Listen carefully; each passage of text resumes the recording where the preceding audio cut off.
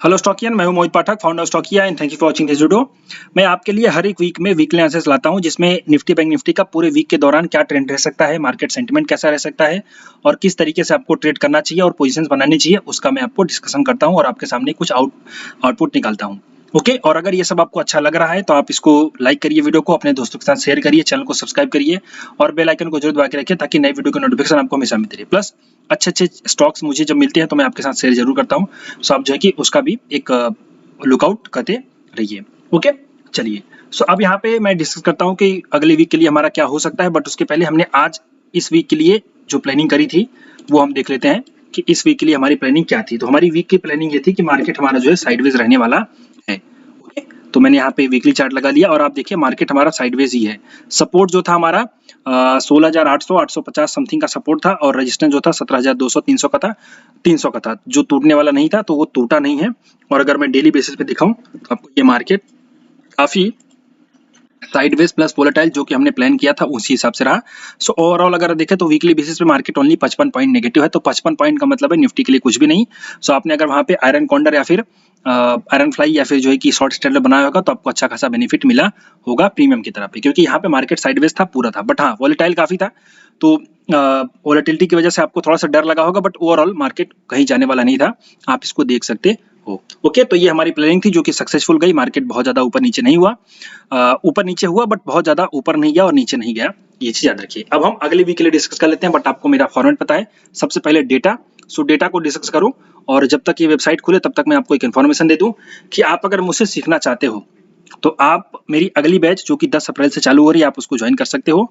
और आपको उसकी जानकारी अगर चाहिए तो यहाँ पे ये वीडियो मैंने बनाया हुआ है, टोटल ये वीडियो आप देखिए आराम से, और फिर आपको अच्छा लगे तो आप ज्वाइन करिए। और अगर कोई कंफ्यूजन हो तो आप मुझे इस नंबर पे कांटेक्ट करके पूछ सकते हैं। ओके, चलिए। तो अब सबसे पहले मैं आ गया, हम यहाँ पे FIADS के डेटा को देख लेते हैं कि उन्होंने बाइंग वाइंग तो नहीं करी है। तो यहाँ पे अगर हम देखें तो ऑप्शंस की बाइंग हुई है, जिसका मतलब है कि वो लोग भी मार्केट के व्यू को लेकर के कंफ्यूज हैं, या फिर उन्होंने अपनी पोजीशंस हेजिंग कर, मतलब जो भी पोजीशंस बनाई है उसके लिए थोड़ा सा हेज किया हुआ है। ऑप्शन बाइंग हुई है तो इसका मतलब हेजिंग होता है और मार्केट का सेंटीमेंट उनको कंफर्म नहीं है, ये चीज याद रखिए। ओके, अब आप बोलोगे सर जी FIS को मार्केट का सेंटीमेंट कंफर्म नहीं है, इसका मतलब तो नहीं समझ में आ रहा है। यस, कभी कभी वो भी कंफ्यूज होता है, क्योंकि FIS दो तीन तरीके के हैं, एक कंट्री के ही FIS नहीं, ऐसा तो नहीं है कि मैं ही बैठ गया और मैंने ही सेलिंग कर दी भाई, अलग अलग पार्टी सोच सकते, तो अलग अलग कंट्रीज के FIS हैं जिसकी वजह से कंफ्यूजन रहता है। प्लस हमारे यहाँ पे प्रॉपडेक्स ट्रेडर और FIS प्रॉपडेक्स ट्रेडर और DIS भी काफी ज्यादा ट्रेड करते हैं, तो उसकी वजह से मार्केट में इनको भी थोड़ा अप डाउट रहता है। पहले इनकी फुल पावर चलती थी बट अब इनकी पावर नहीं चलती, इनकी जो है कि थोड़ी सी कमजोर हो चुकी है, क्योंकि हमारे यहाँ पे प्रॉपडेक्स ट्रेडर भी आ चुके हैं। ओके, बट ओवरऑल चलती इन्हीं की भी है। लास्ट में अगर देखें तो लास्ट में इन्हीं के चलते, ये अपनी मर्जी से मार्केट को जहां चाहे वहां घुमा सकते हैं, तो ये चीज हमें ध्यान देना चाहिए। तो हम अभी भी इनको ही सुपीरियर मानते हैं। ओके, अब चलिए, तो यहाँ पे ऑप्शंस की बाइंग हुई है, इसका मतलब ये है कि ये भी मार्केट को लेकर के थोड़े से कंफ्यूज हैं, यानी वॉलेटिलिटी हम एक्सपेक्ट करेंगे। और बाइंग नहीं हुई है पिछले काफी दिनों से, तो हम यहाँ पे ये नहीं समझ सकते कि यहाँ पे कोई मार्केट में पॉजिटिव नोट पे ओपनिंग होने वाली या फिर मार्केट पॉजिटिव रह सकता है। अब अगर निफ्टी के डेटा की बात करें तो निफ्टी के डेटा की अगर बात करूं तो फ्यूचर का डेटा, सो फ्यूचर के डेटा में यहाँ पे देखिए OI बढ़ा हुआ है, प्राइस डाउन है, तो इसका मतलब यहाँ पे शॉर्ट बिल्टअप कर रखा है और शॉर्ट बिल्टअप का जो कोनिटेशन होता है वो नेगेटिव होता है। और यहाँ पे ऑप्शन चेन की अगर हम बात करें तो ऑप्शन चेन में हमें यहाँ पे देखिए 17,000 का जो दिखाई दे रहा है वो सपोर्ट दिखाई दे रहा है, क्योंकि 17,000 पे OI पुट का सबसे ज्यादा है और रेजिस्टेंस भी वहीं पे है।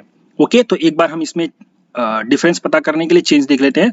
सो OI चेंज की अगर हम देखें तो यहाँ पे देखिए 17,000 के कॉल में सबसे ज्यादा एडिशन हुआ है। इसका मतलब यह है कि जो कॉल है वो ज्यादा बढ़ रहे हैं, और कॉल ज्यादा बढ़ने का मतलब होता है कि सपोर्ट कमजोर हो रहा है और रेजिस्टेंस स्ट्रांग हो रहा है। मतलब कि 17,000 पे मार्केट आपका नेगेटिव बन रहा है, मतलब 17,000 के नीचे आपका नेगेटिव बन रहा है। तो ये जो सपोर्ट हमें दिखाई दे रहा है, हम इसके ऊपर भरोसा नहीं कर सकते, ये टूट सकता है।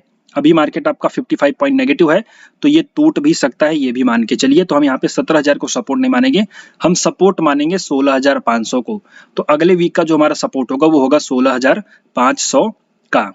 ओके, ये चीज याद रखिए। अब 17,000 का रेजिस्टेंस हम इसको भी नहीं मान सकते, क्योंकि मार्केट थोड़ा सा नजदीक है, तो हम 17,200 की रेजिस्टेंस को मान के चलते हैं। तो 17,200 हमारा उस वीक के लिए, यानी कि अगले वीक के लिए रेजिस्टेंस, और 16,500 हमारा सपोर्ट। तो ये ऑप्शन चेन हमें पता चलता है 700 पॉइंट की हमारे पास रेंज यहाँ पे है। अब ये रेंज जो है स्ट्रॉन्ग है, इसके टूटने की पॉसिबिलिटी नहीं लग रही है अनटिल एंड अनलेस कि कोई वॉर ना हो जाए। ओके, या फिर कोई बहुत ज्यादा पॉजिटिव न्यूज ना जाए, जिसकी उम्मीद तो नहीं है लेकिन नेगेटिव न्यूज आने की उम्मीद है, क्योंकि वो हो सकता है कभी भी। सो 700 पॉइंट की ये जो रेंज है ये नहीं टूटेगी, ये पॉसिबिलिटी रहती है। अब बोलोगे सर जी 700 पॉइंट तो बहुत बड़ी रेंज है। यस, इसका मतलब होता है कि 700 पॉइंट की रेंज नहीं टूटेगी।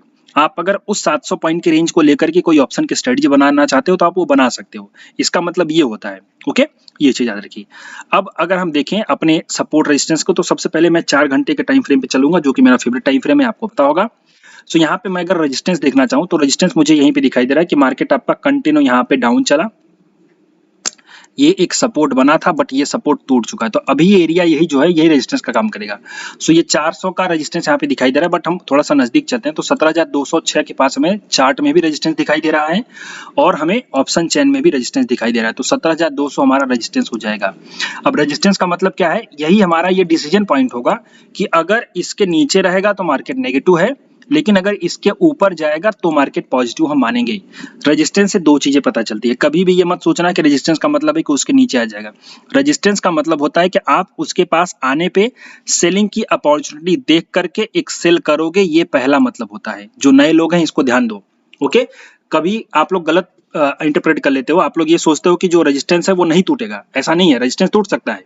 तो ये आपको ट्रेड कैसे करना चाहिए, तो रेजिस्टेंस के पास आने पे एक सेलिंग की अपॉर्चुनिटी देखने पे आपको सेल करना चाहिए, ये पहला प्लानिंग होता है रेजिस्टेंस के ऊपर। दूसरी, अगर वो रेजिस्टेंस टूट जाए तो आपको ब्रेकआउट ट्रेड प्लान करना चाहिए, ये होता है सही मतलब कि आप रेजिस्टेंस को क्या समझते हो। कुछ लोग यही समझते हैं कि भैया अगर रेजिस्टेंस है तो नहीं टूटेगा, तो ऐसा नहीं कि नहीं टूटेगा, वो टूट सकता है, बट उसके बाद क्या होगा, उसके बेस पे आपको ट्रेड करना चाहिए, क्योंकि वहां पे आपका डिसीजन पॉइंट बनना चाहिए, वो आपका डिसीजन पॉइंट होता है। ओके, वो ऐसा नहीं कि वो नहीं टूटेगा, वो भगवान की लकीर नहीं है, वो एक डिसीजन पॉइंट होता है कि जहां पे आपको आकर के थोड़ा सा अपना डिसीजन लेना चाहिए।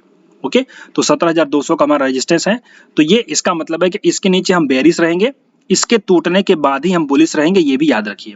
ओके, तो 17,200 के ऊपर, वो भी क्लोज, टूटने का मतलब क्या है, डेली बेसिस पे क्लोज होना चाहिए, उसके पहले नहीं। तो 17,200 हमारा रेजिस्टेंस, और नीचे अगर हम देखें तो सपोर्ट के लिए मैं थोड़ा सा आपको वीकली कैंडल दिखाना चाहूंगा। वीकली कैंडल अगर हम देखें तो यहाँ पे ये देखिए पुराना एक सपोर्ट बहुत अच्छे से बैठा हुआ है, क्यों, क्योंकि यहाँ पे देखिए एक बार इसने रेजिस्टेंस का काम किया था और अब इसी जगह ने सपोर्ट का काम कर दिया, तो आप इसको कोरिलेट कर पा रहे हो। यस, अब यहाँ पे देखो ये फिर से नीचे आ रहा है, तो ये हमारा सपोर्ट का काम करेगा, लेकिन अगर ये यहाँ पे टूट जाता है तो मार्केट सीधे सीधे आपका नेगेटिव हो जाएगा, जो कि कहां तक जा सकता है, 17,950 है, नहीं 16,000, एक सेकेंड, इसका 16,000, सो 16,000 तक जा सकता है अगर ये आपका टूटा, जो कि है नीचे 16,750। यस, वही वाला है, तो मैंने आपको बताया ना 750 का हमारा स्ट्रॉन्ग सपोर्ट। सो 16,750 अगर टूटा डेली क्लोजिंग बेसिस पे, तो आपका मार्केट 16,000 की तरफ जा सकता है, ये भी आप मान के चलिए। ओके, बट 16,000 की तरफ अचानक से नहीं जाएगा, वो फिर से रिट्रेस करेगा 100 पॉइंट ऊपर, 200 पॉइंट ऊपर, फिर नीचे, फिर ऊपर, फिर नीचे, और तब जाकर के आएगा, ये चीज आप मान के चलिए। ओके, तो यहाँ पे शॉर्ट कर सकते हो, लेकिन हैवी क्वांटिटी में शॉर्ट मत कर देना, वरना शॉर्ट ट्रैप हो जाओगी, ये बात मान के चलो, मेरा कहना। ओके, अब चलिए, तो हमारा ये क्लियर हो गया। सो फाइनल जो हमारा सपोर्ट था वो सपोर्ट वही है 16,500, और उसकी उम्मीद नहीं है, अगर ये नहीं टूटेगा, ये टूट जाएगा तो भी उसके पास आने पे हम एक बार ट्राई करेंगे वहां पे, बट अगर वो भी टूट जाएगा तो दिक्कत हो जाएगी। तो 16,500 हमारा इस वीक के लिए सपोर्ट और 17,200 रेजिस्टेंस है, ये हम निफ्टी के लिए मान के चलते हैं। हमारा जो मार्केट में सेंटिमेंट रहेगा वो रहेगा आपका वोलेटाइल, मार्केट आपका ऊपर नीचे काफी कर सकता है, तो वहां पे आपको थोड़ा अच्छे से ट्रेड करना पड़ेगा। तो ये रही वीकली एनालिसिस, और अगर आपको ये अच्छा लगा हो तो आप इसको जरूर ज्वाइन अपने दोस्तों के साथ शेयर करिए, और मेरे टेलीग्राम चैनल को जरूर ज्वाइन करिए। इससे बेनिफिट क्या होगा कि मैं लाइव मार्केट में आपके साथ काफी अपॉर्चुनिटी शेयर करता रहता हूं, जिसका बेनिफिट उठा करके आप जो है कि अपना कुछ पॉजिटिव आउटकम निकाल सकते हो। ओके, सो इसके लिंक इसी वीडियो के कमेंट बॉक्स में है, आपको अगर अच्छा लगे तो आप इसको ज्वाइन जरूर करिएगा, और अगर लिंक ना काम कर रही हो तो सिंपली आप टेलीग्राम पे जाइए, Stockia invest without space search करिए, आ जाएगा, आप उसको ज्वाइन कर लीजिए। Okay, so thank you everyone, अभी के लिए इतना ही, and wishing you all the best.